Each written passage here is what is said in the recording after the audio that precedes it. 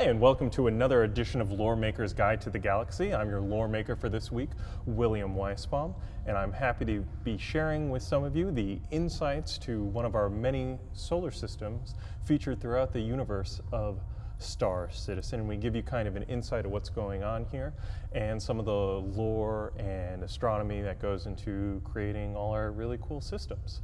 So today's system is Kiel. So let's head over there now from Earth. So we'll do a handy little search here. Now, if you haven't discovered it yet, what I'm using right here is the star map, and it is fantastic and a great way to browse our universe. So let's go we should do a route so we can see all the jumps. Let's do that from Earth to Kiel. It's even better. Yeah, Kiel. Calculate. Loading. Oh, it found it. 8 jumps. So let's do it. Let's get there. We're gonna hop a couple distances away. Ooh. Heading on through Ellis. Now we're in Magnus. Then we're gonna jump to Stanton. Then we're gonna go to Terra. And then from there to Hadrian. And then finally, we're going to jump on through the wormhole and arrive at our destination of Kiel. So Kiel has 6 planets, all of them wonderful and interesting, as you're going to find out. The Kiel System was first discovered in 2514. It's got a white main sequence F star. Holding on right there. Look at it shine. It's beautiful. And it was, for most of its history, a major military hub during the Cold War with the Xi'an, and only recently has it started to kind of define itself in this post-Cold War era when we're starting to develop peace with our Xi'an neighbors. It was discovered in 2514, as I said, by a merchant marine ship that was out delivering fuel in the Hadrian system, and the ship's captain liked to take different routes every time they were making a delivery to keep his crew on their toes, as well as kind of make sure that the outlaws couldn't predict where they were going to go. So one day when they were taking one of these new and different routes, they picked up something on their scans, and lo and behold, it was a jump point to Kiel. And there was only one system that was proved terraforming ready, which was Kiel 3 Severus, but there was a lot of resources in the system, and people rushed in and started trying to take advantage of it. And when more jump points were found to Baker and Horus, the system grew even more popular and things were looking up. And that is when, in the nearby system of Horus, the one and only Marie Sante discovered a jump to Xi'an space.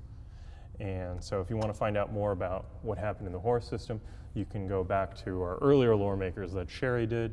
That was absolutely wonderful, and she talked all about this. But by opening up a neighboring system to Xi'an space, that suddenly changed how the government viewed Kiel. So the UPE all of a sudden said, oh, wait, let's put a break in all that private sector building, and they switched over the purpose and made it a major military hub due to its connection to the border systems, which would become known as the Perry Line around in the 2540s. Let me get my dates correct. That's the least I could do. And so once the Perry Line was in place, Kiel served as a major military hub where a lot of the ships were stationed to move out all over the front. And Kiel is a major part of Ivar Messer's expansion of power.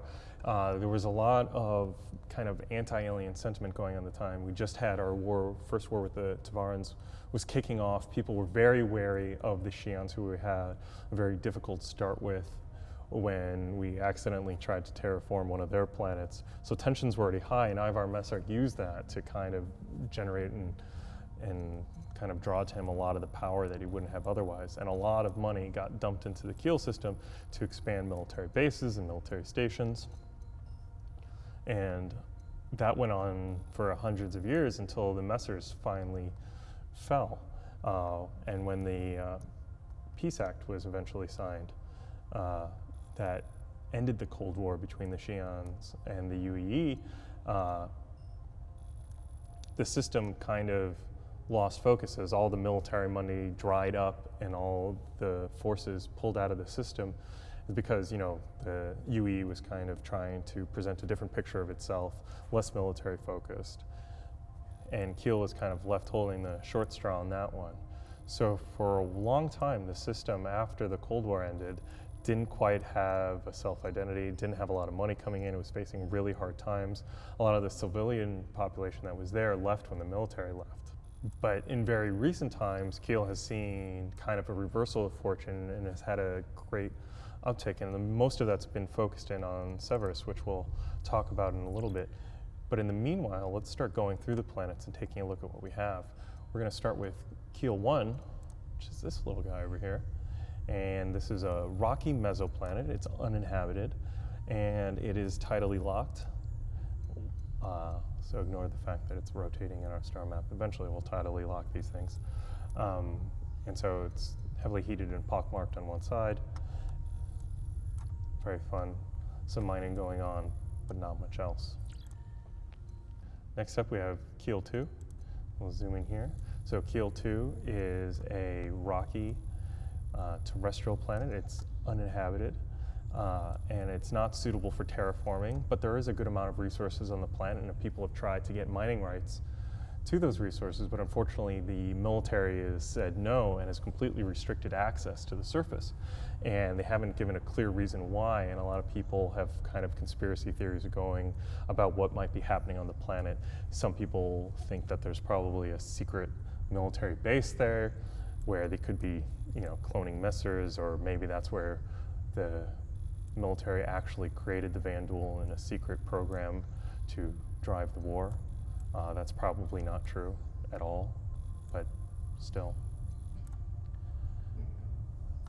From there, we're going to head on to the main named planet in the system, Severus, which is Kiel 3. Now, Severus is a rocky planet that's been terraformed, and it has a moon known as Amelia. Hello, Amelia. We'll focus on the planet. The main capital is Eris City, and the planet is named after a famous admiral who had distinguished himself during the Second Tavaran War, and this was the key military hub for the system, and it's been covered in a lot of different various military bases and stuff, and all those, once the military pulled out, kind of went unused and were in desperate need of repair, and things were looking at a really hard time. And the person who's been able to turn it around for them is a recent governor who was elected in 2903, which is Governor Tsur. He's a descendant of centuries of Tsurs who've lived on the planet. His great-grandmother served in the army on the planet and decided to stay after she left the service. We give a lot of love and attention to the Navy because that's the focus of Squadron 42, and the Navy flies all the cool, fantastic ships. So we talk about various squadrons a lot of time, but the Army's out there doing their part to help defend the Empire. They were kept on high alert for a lot of time because the UPE and then the UEE didn't know if they were going to have to invade a Xi'an planet or whether they were going to have to defend a planet that the Xi'an were invading. So the Army were going to be a major part of that defense, and so there was a lot of drills and training done during that time. So when Governor Tsur came into power, the main thing he did was, rather than just trying to draw businesses in a general sense, which a lot of his predecessors have been doing, he very specifically sought out companies and tried to match them with services that he offered. So one of the first major coups that he did was be able to recruit RSI to come and open up a thruster plant, and that was kind of his first big success. And from there, he took the profits that were coming in from that new plant and reinvested it heavily into kind of a beautification program, a major makeover of Eris City, of putting in parks and green spaces and opening up like nice apartment buildings for rent and giving a lot of kind of tax credits and stuff for investments into the city. And it slowly started to work.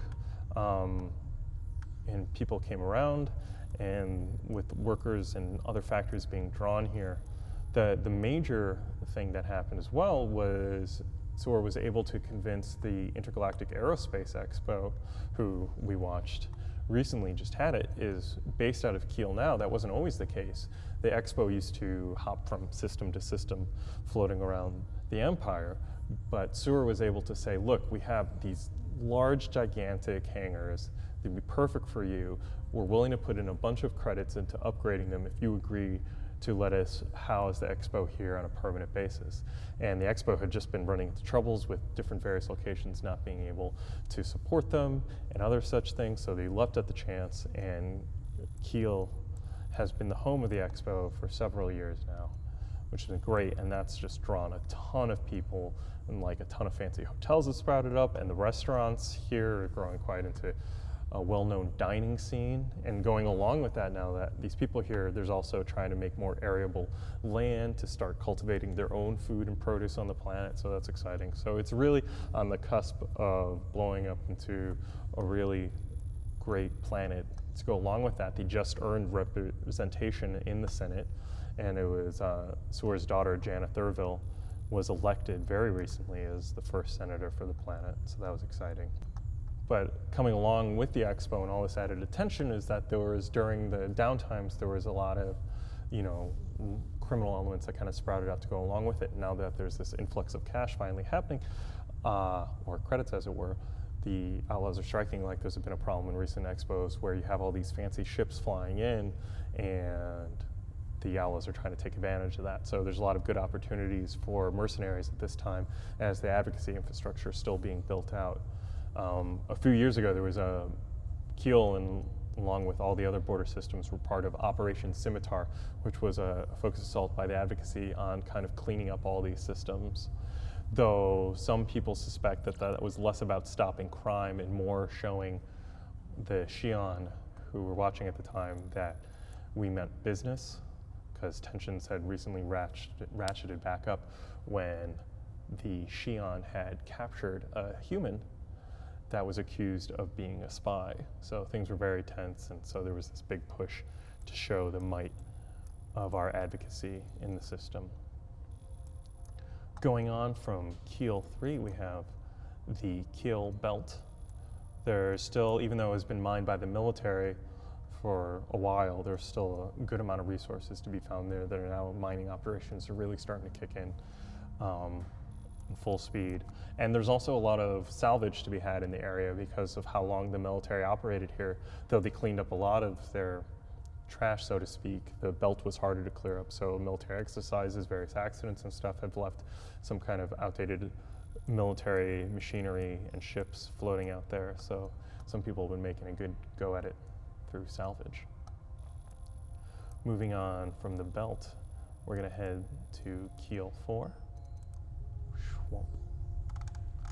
So, Kiel 4 is a gas dwarf. It's a deep blue planet. It has a high amount of methane, and it spins very fast. It only takes 16 standard Earth hours for it to make a complete equatorial rotation. So it's just whizzing along. And then we also have Kiel 5, which is another gas planet, but this one is a gas giant. There it is. And it has a huge radius of over 57,000 kilometers, as well as planetary rings, which are shimmering lovely in the star map this time of year. We go there to our last planet in the system, which is Kiel 6, which is going to be way out there. Find it. There you are. So Kiel 6 is a protoplanet, and just like Kiel 4 has a very fast rotation, this one has equally interesting parameter where Kiel 6 takes about 122 years to make one trip around Kiel, around the sun. And so it's a big deal. So there's a festival being planned right now for when it reaches perihelion, which is when the orbit of the planet is closest to the sun. So when it reaches that point, there's going to be a big festival, and it will probably take advantage of Cerberus's all its spaces to hold that festival, and it will be a big economic boon to the system. So that's something to look forward to.